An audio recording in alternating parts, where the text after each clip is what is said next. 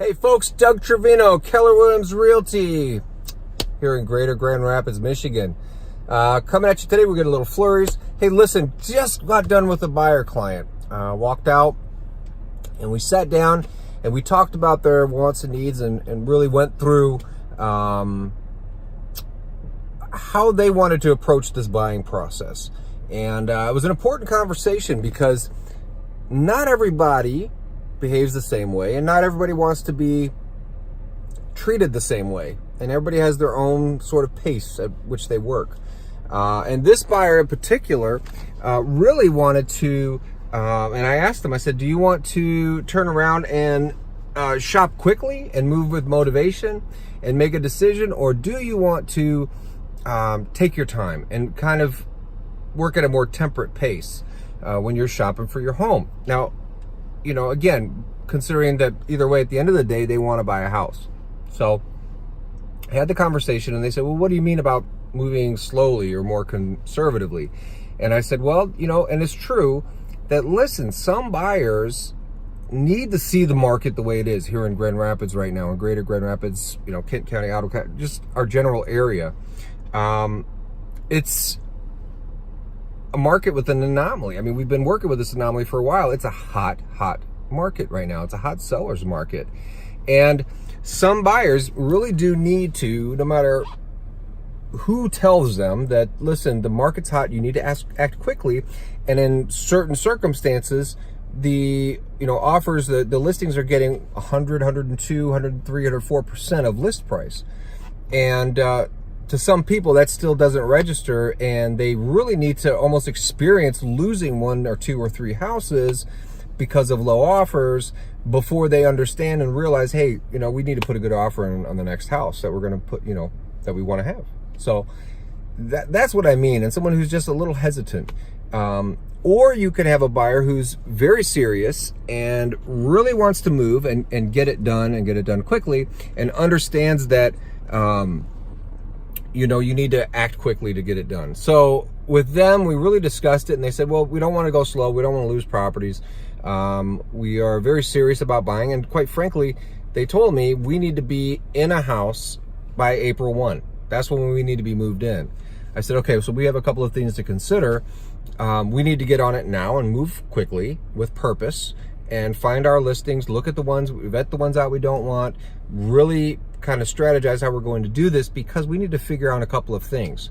A, we're going to aggressively go after a home that you like. B, assuming that we get it, which, you know, that's going to depend on the offer, or if they have multiple offers, that sort of thing. So if we get it, then we need to really strategize. You've got financing, and that can take anywhere from 14 to 30 days for their conventional financing. So if we get that done, and then the other thing we need to consider is, depending on which property we put an offer in, sometimes that seller may need 30 days, maybe even 60 days. We can negotiate, but sometimes they need some time after closing for post-occupancy to stay and prepare to move out. So we need to factor in all of these things when we make a decision. So when you're with your agent and you're a buyer, really talk about, and hopefully they'll talk about, but discuss a strategy on how you want to go about looking for a house. Do you want to be aggressive? Do you want to sort of take it a little bit more timidly?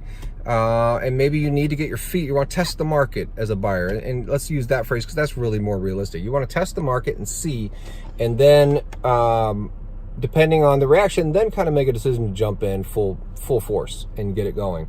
My job as an agent is to help my clients get what they want. Knowing the market, knowing what it is, I'd love to put everybody in a house right now that they want. However, not everybody wants to shop for a home like that. And that's not ideal for them. They're not going to feel comfortable. Sometimes they need to be a little bit more conservative. I always recommend, listen, when you're ready for a house and you want to go looking, go full force.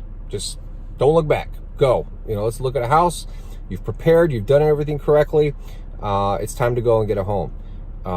But again, not everybody shops that way, and that's certainly something that I kind of adjust my style depending on who I'm working with. So it was an interesting conversation. The other thing that they mentioned when they said was, well, Doug, you know, we want to we heard it might be a good idea to wait till prices start dropping. Okay, well, let's assume that prices are going to start dropping. Fine. The other thing that we need to consider is, listen, and I had to bring this up, and I said, okay, do we think interest rates are going to stay where they are right now? Do you think they're going to be going further down now or potentially creeping up? And they answered honestly, well, it's likely going to be creeping up. Correct.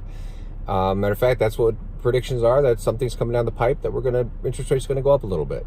And I said, now, did you know that, let's say you find a house and prices drop by, let's say, $10,000. And they're looking at homes in the $400,000 to $500,000 range. I said, so, and even I have another client who's looking for homes in the $150,000 to $200,000 range. So in that case, it still applies. Let's say $10,000 comes off, it gets reduced. I said, did you know that 0.5 to 1 percentage point raised in interest rates wipes out that $10,000 savings? And they looked at me and I said, let's do the math. And they saw that and they said, wow, we didn't consider that. And I said, exactly. So let's act now, because you want to act now before interest rates grow up, because that's going to be you're going to be in a better position. Plus, you can get locked into a lower interest rate right now for that next 30 years if you're doing a 30-year conventional. So there's a lot to think about when you're buying a home, and you really do need a good agent. You need a great lender. If you're financing, you need a great lender, and I certainly can partner my clients up with some good options. But you need a great lender and you need a great agent, because you need to have people who understand the process, know what they're doing, and keep a big picture scenario for you. So go out, find an agent. If you're local, please do contact me, but get an agent no matter what you do.